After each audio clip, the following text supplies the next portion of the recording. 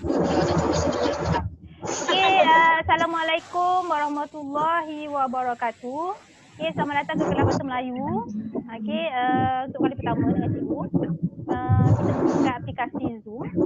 Okey, suara cikgu jelas semua? Okey, so awak bersedia untuk PDPC kita hari ni. Okey, tadi cikgu dah bagi nota novel. So hari ni kita nak bincangkan tentang novel sebab kita tak pernah lagi kan. Kita tak pernah lagi bincangkan untuk novel tingkatan 5. Okey, tapi cikgu harap untuk novel tingkatan 4 Pantai Kasih tu awak masih ada dalam ingatan awak. Masih awak ingat lagi. Siapa watak utama dalam Pantai Kasih? Dr. Raiha. Dr. Raiha. Okey. Watak utama ialah Dr. Raiha. Dia cerita macam ketabahan Dr. Raiha menghadapi dugaan hidup dia. So antara dugaan hidup dia ialah tentang kematian anak dia. Siapa nama anak dia? Anak Dr. Raiha siapa? Rahayu. Rahayu. Okey, macam mana Rahayu meninggal? Diterbangkan oleh kereta Porsche suami dia. Siapa nama suami dia? Dr. Sadi. Dr. Sadi yang membakar kereta Porsche dia sehingga menyebabkan kematian anak dia Rahayu. So dia sering terbayang-bayangkan, dia terdengar suara Rahayu. Okay, dia konflik dia dengan suami dia Dr. Sadi, di mana Dr. Sadi memaksa Dr. Raiha untuk menggugurkan kandungan dia pada awalnya. Apabila mendapati kandungan Dr. Raiha lah. Tapi Dr. Raiha tetap nak meneruskan kandungan tersebut. So ada nilai apa kat situ? Kasih sayang. So kasih sayang seorang ibu terhadap anak lah. Okay. Jadi hari ni kita nak tengok Bima Sakti menari. Bima Sakti menari. Bima Sakti tu dekat luar tu macam Cakrawala, semua bintang-bintang semua benda lah kat atas tu. Okay, Bima Sakti menari. Kenapa dia menari-nari? Kalau awak tengok cerita Bima Sakti ni dia melibatkan dua benda. Okey, dia perjuangan dua manusia. Okey, yang pertama Nurul Hafsah.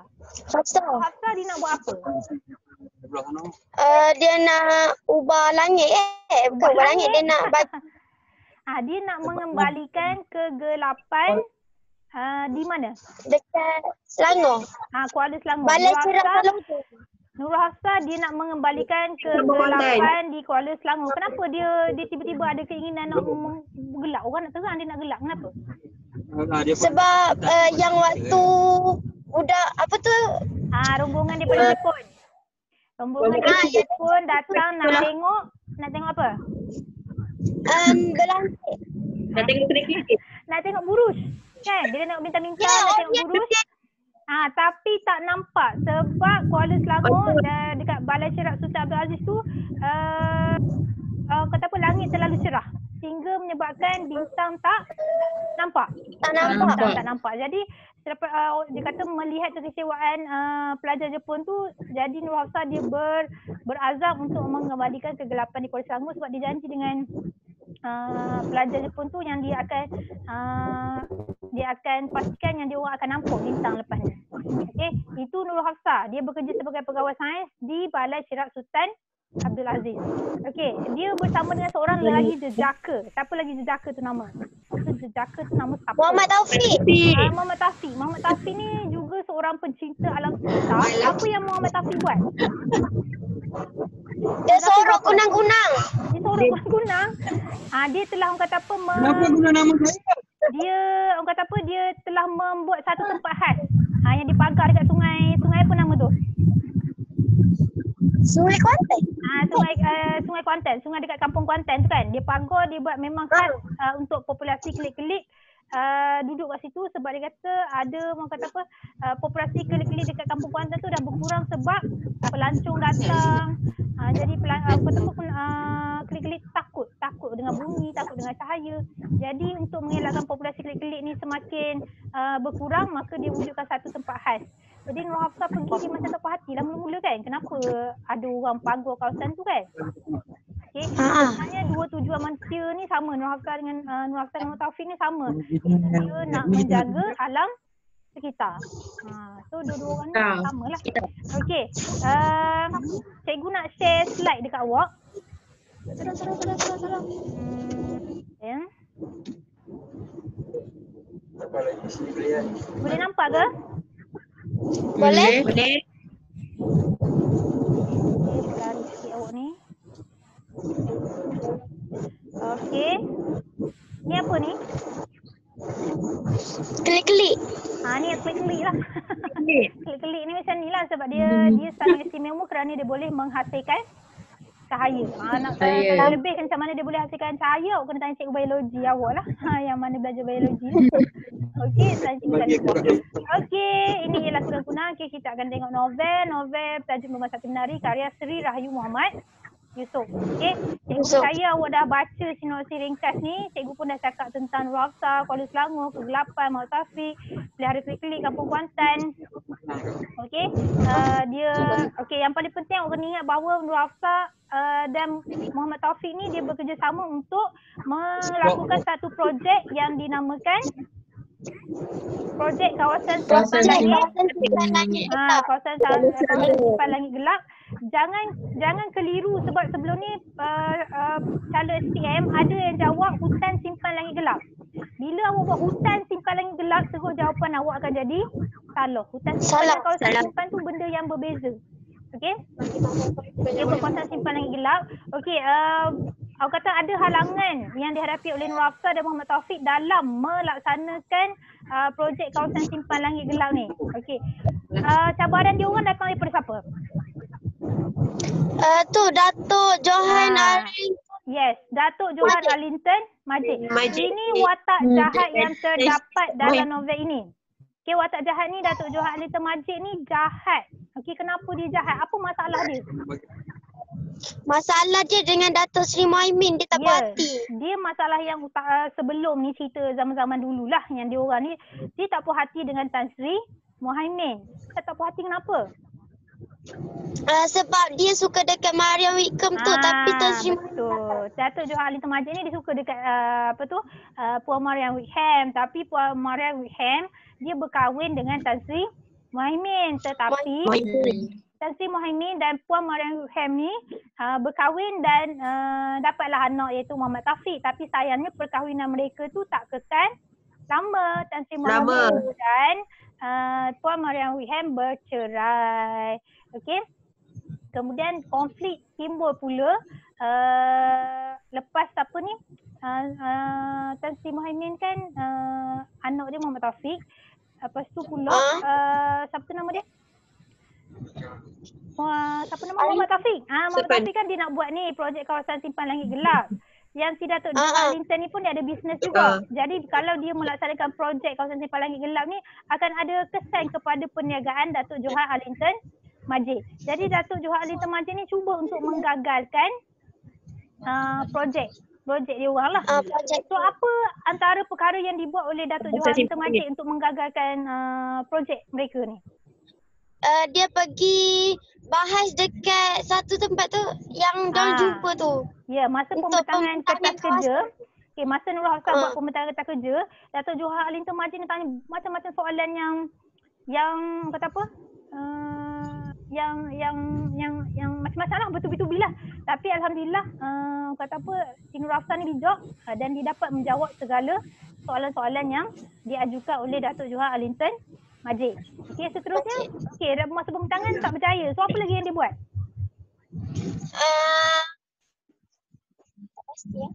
Ni sayang.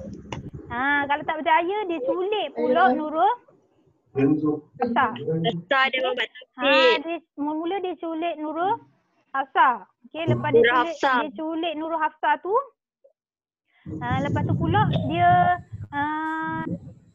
apa ya? Dia cederakan Muhammad Taufik, betul? Muhammad Taufik pergi apa tu? Pergi cerak. Bukan dia culik sekali Muhammad Taufik. Bukan sekali sayang. Dia culik Nurul Hafsah dulu. Okey, lepas tu Muhammad Taufik. Lepas tu Taufik tu dia cedera. Dia cedera. Lepas tu dia masuk. Dia culik. Dia masuk hospital kan? Lepas tu ada dapat satu pesanan. Daripada bunga tu. Betul tu. Dia dapat pesanan bunga. Bunga yang dibalut dengan sutera hitam bermanik kristal. kepunyaan Nurul Tudung rasa. Hafsah. Jadi masa tu Muhammad Taufik dah suspend walaupun dekat hospital dan ada nota pada bunga pada jambangan bunga tu. Okey, di mana nota tu suruh dia buat apa? Pergi dekat satu tempat ke? Pergi mana ni? Iman. Menong je Iman tu. Iman dia pergi mana? Suruh pergi mana Iman? Nota tu suruh dia pergi mana? Aina pergi mana Aina? Nota tu suruh dia Muhammad Taufik pergi mana? Udang. Pergi ke stesen Petronas berhampiran dengan hospital tu lah. Okey. Lepas tu ada orang ambil dia kan? Jadi dengan beraninya dalam keadaan tak apa sihat tu, maka Muhammad Taufik pun suruh dia punya driver bawa dia pergi stesen Petronas tu, tapi dia tak nak bagi tahu. Dia dia nak bantu Nurul Hafsah, tapi dia kata nak pergi tandas.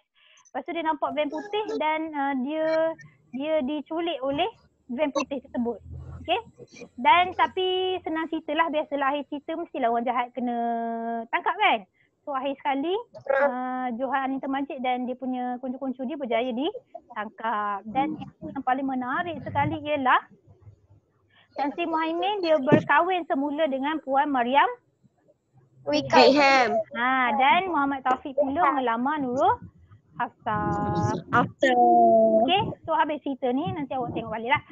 Okey, seterusnya kita tengok aspek Komsas yang terdapat dalam ni. Kita tak payah tengok banyak-banyak lah, kita tengok dua. Okey, yang pertama kita ada nilai tanggungjawab. Okey, sebagai contoh, siapa ni Budiman ni? Abang Nurul. Abang kepada Nurul Hafsah. Okey, Budiman sentiasa menemani adiknya Nurul Hafsah ketika bertemu Muhammad Taufik dan ketika mencerak kelip. Okey, nampaklah bila dia teman adik dia, maksudnya dia seorang yang bertanggungjawab. Okay. So daripada nilai kita olah kepada persoalan. Okey, letak tanggungjawab kat depan. Tanggungjawab abang terhadap Seorang abang adik. adik Tanggungjawab seorang abang terhadap adik pun boleh juga. Okey, contoh yang sama, Budiman teman adik dia Nurul Hafsah. Okey, seterusnya pewatakan seorang yang bertanggungjawab. Budiman lah. Okey, latar masyarakat mesti mula dengan masyarakat yang bertanggungjawab. Budiman lah tanggungjawab. Pengajaran mesti mula dengan kita mestilah bertanggungjawab menjaga ahli keluarga. Okey, contoh yang sama. Okay, ingat satu nilai yang terdapat dalam cerita ini ialah nilai bertanggungjawab. Tanggungjawab terhadap adik, iaitu Budiman bertanggungjawab menemani adiknya. Kalau nak lagi jelas, Budiman bertanggungjawab menemani adiknya Nurul Hafsah ketika bertemu Muhammad Taufik dan mencerak kelip. Tambah perkataan bertanggungjawab kat sini. Okey. Itu lagi nak menunjukkan bahawa contoh kita lagi kukuh lah. Okey. Seterusnya nilai tanggungjawab. Okey, kita pergi ke yang kedua. Tapi cikgu balik semula. Okey, kalau dalam cerita Pantai Kasih, siapa yang ada nilai tanggungjawab? Dr. Raiha. Yes, Dr. Raiha. Apa contoh yang sesuai untuk tanggungjawab Dr. Raiha? Memegang Dia buat apa? pemendahan pengantin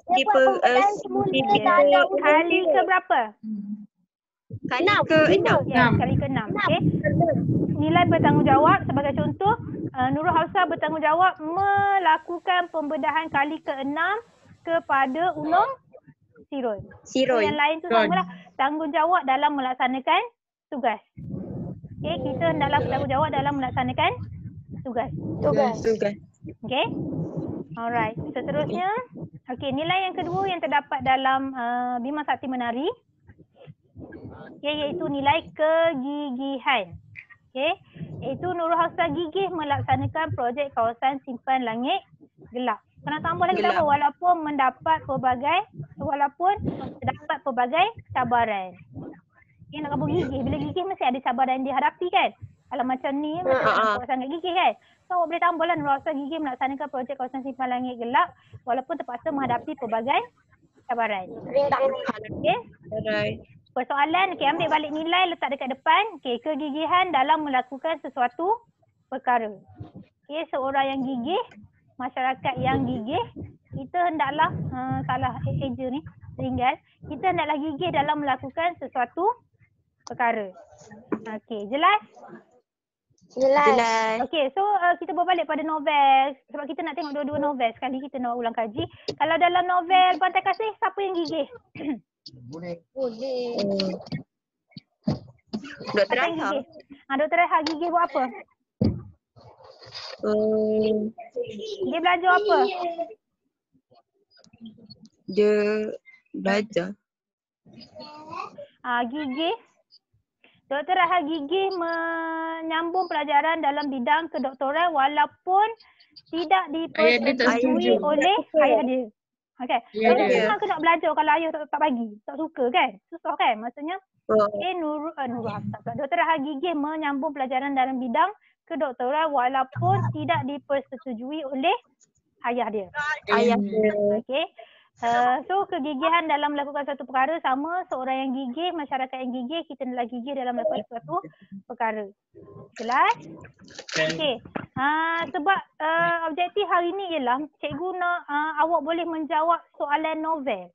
Sebab soalan novel wajib awak tahu kedua-dua novel. Tak boleh tahu satu saja. Sebab soalan nombor 1 memang awak boleh pilih sama ada nak jawab novel tingkatan 4 ataupun novel tingkatan 5. Tapi soalan nombor 2 wajib jawab kedua-dua novel. Okay, sebab tu awak tak boleh pilih salah satu je yang mana awak suka. Okey. Yang ni cikgu tunjukkan soalan yang biasa ditanya dalam peperiksaan. Okey, apa soalan yang biasa ditanya? Tema pernah ditanya. Okey, persoalan. Binaan plot. Okey, binaan plot. Ingat tak binaan plot apa? Binaan plot dia ada 3 segi tu. Permulaan, perkembangan, klimaks dan peleraian. Yang ni jarang ditanya. Okey. Teknik plot. Teknik plot ni suspense, imbas kembali, monolog, pemerian. Okey. Teknik plot ni glamour jugalah. Antara yang glamour juga. Okey, tapi antara yang glamour dalam kedua-dua novel ni teknik plot suspense. Okey, contohnya kalau dalam Pantai Kasih, suspense ialah peristiwa Felicia Landosi ditahan oleh doktor pasu di bilik bedah. Jadi bila kata suspense, pembaca tertanya-tanya nasib yang menimpa Felicia. Apa yang berlaku pada Felicia selepas ditahan oleh doktor pasu. Okey, itu kalau teknik plot suspense dalam cerita Pantai Kasih. Kalau dalam cerita Bima Sakti Menari, kat mana unsur suspense ada? Nurul Hafsah dicolek. Yang suspense tu ialah apabila Muhammad Taufik menerima jambangan bunga dibalut dengan selendang hitam. Selendang hitam bermanik kristal. So pembaca tertanya-tanya siapakah yang mengirimkan jambangan bunga itu kepada Muhammad Taufik. Bila kata suspense maksudnya pembaca tertanya-tanya. Itu antara yang jawapan yang biasalah memang akan ada dalam skema pemakahan. Okey, selain daripada suspense kita ada teknik plot dialog. Maksudnya perbualan antara siapa dengan siapa tentang apa. Faham? Itu teknik plot yang biasalah. Okey, jelas ke teknik plot? Jelas. Kalau imbas kembali, apa maksud dia imbas kembali? Dia throwback. Ingat balik yang lepas. Perkara yang lepas. Itu imbas kembali. Lawan imbas kembali ialah imbas muka. Imbas muka ni maksudnya dia membuat jangkaan kepada perkara yang belum berlaku lagi. Itu ialah imbas muka. Okey, seterusnya latar. Latar ada 3 iaitu latar masa, latar tempat dan latar masyarakat. Latar masa ditanya 2 tahun lepas kalau cikgu tak silap. Latar tempat tanya tahun lepas. Latar masyarakat lama dah tak tanya. Okey. Watak dan pewatakan, nilai dan pengajaran. Okey, kadang-kadang soalan ni dia direct tau. Dia akan minta, nyatakan 2 nilai yang terdapat dalam novel yang anda kaji. Itu maksudnya soalan direct. Dia terang-terang lah maksudnya dia nak nilai. Awak pun bagi nilai dan juga contoh. Wajib ada contoh dalam menjawab soalan novel. Kadang-kadang soalan dia akan minta peristiwa dulu. Dia akan menyatakan peristiwa yang menjadi teladan dalam novel yang anda kaji. Nyatakan peristiwa yang menunjukkan nilai kasih sayang. Maksudnya awak kena bagi peristiwa dahulu. Nampak tak dua perbezaan soalan yang cikgu bagi ni? Nampak? Okay, kadang-kadang soalan Min, cikgu kalau dia tanya peristiwa dulu, means kita tak payah bagi contoh dah ke? Maksudnya kita kena bagi peristiwa dulu. Peristiwa tu contoh lah. Lepas tu ayat kedua, baru kita bagi pernyataan. Peristiwa ini menunjukkan nilai kasih sayang seorang ibu terhadap anak. Dia tetap akan ada 2 ayat. Sekurang-kurangnya bila kita jawab novel mesti ada 2 ayat. Itu ayat pernyataan dan ayat contoh. Kadang-kadang pernyataan dulu. Bila soalan tu direct, awak akan bagi pernyataan dulu iaitu apa aspek komunitas yang ditanya. Kemudian barulah contoh peristiwa. Itu kalau dia tanya soalan direct. Kalau dia soalan minta peristiwa dulu, maksudnya awak bagi peristiwa dulu. Awak bagi contoh dulu. Kemudian barulah awak bagi pernyataan. Jelas tak? Sekali lagi cikgu bagi contoh. Jelas. Okey. Menunjukkan latar masyarakat yang sama. Dan berdasarkan novel yang anda kaji, jelaskan satu latar masyarakat yang menunjukkan jelaskan latar masyarakat yang sama. Maksudnya awak bagilah dalam novel Pantai Kasih masyarakat peristiwa siapa tu nama dia? Peristiwa Dr. Wang. Dr. Wang membeli alatan yang palsu semata-mata untuk mendapatkan keuntungan bagi pusat rawatan Pantai Kasih miliknya. Peristiwa ini menunjukkan masyarakat yang tamak dan hanya mementingkan keuntungan sahaja. Nampak tak? Diri sendiri. Nampak tak sayang? Nampak. Maksudnya macam tu lah. Kalau soalan minta peristiwa, bagi peristiwa dahulu. Okey. Peristiwa menarik ni umumlah apalah, tapi biasanya kalau tanya peristiwa menarik diikuti oleh persoalan. Okey, keinsafan, kesedaran, teladan, ini ialah pengajaran sebenarnya. Kalau kata peristiwa yang memberi teladan, peristiwa yang memberi keinsafan, peristiwa yang memberi kesedaran, itu sebenarnya ayat pernyataannya ialah awak kena bagi pengajaran. Contoh Pengajaran. peristiwa yang memberi teladan. Ini rasanya soalan SPM tahun lepas kot. Okey, cikgu tunjuk soalan SPM tahun lepas ya. Okey, ini soalan SPM 2019. Okey, soalan yang pertama, berdasarkan sebuah novel anda pelajari, jelaskan 2 latar tempat. Ini soalan direct, betul? Soalan direct maksudnya awak hanya bagi, novel yang saya kaji ialah Pantai Kasih karya Azmanuddin. Terdapat 2 latar tempat dalam novel tersebut. Antaranya, bilik bedah Pusat Rawatan Pantai Kasih. Sebagai contoh, Felicia Landosi telah ditahan oleh doktor palsu di situ.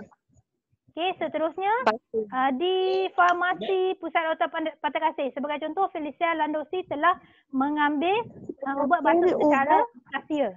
Berlebihan. Secara berlebihan. So dapatlah 7 markah. Bagi 2 isi.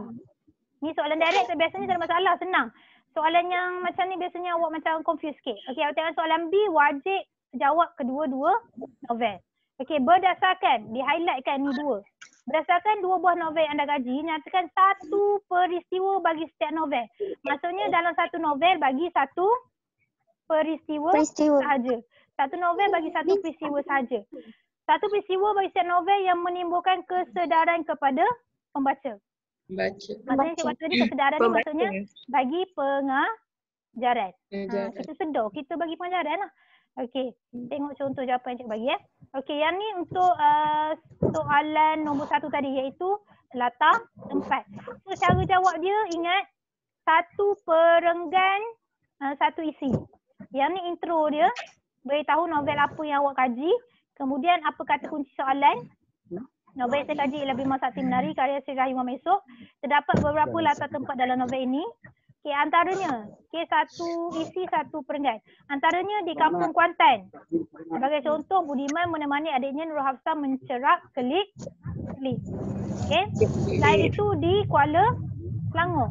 Sebagai contoh, Nurul Hafsah bekerjasama dengan Muhammad Taufik melaksanakan projek kawasan simpan langit gelap untuk mengembalikan kegelapan langit di Kuala Selangor. Okay. Ada banyak lagi lah latar tempat mungkin awak kata di Balai Cerak Sultan Abdul Aziz. Okey. Pelajar daripada Jepun tidak dapat melihat Buruj ataupun Nurul Hafsah bekerja sebagai pegawai sains. Awak kita ada 10 minit je lagi.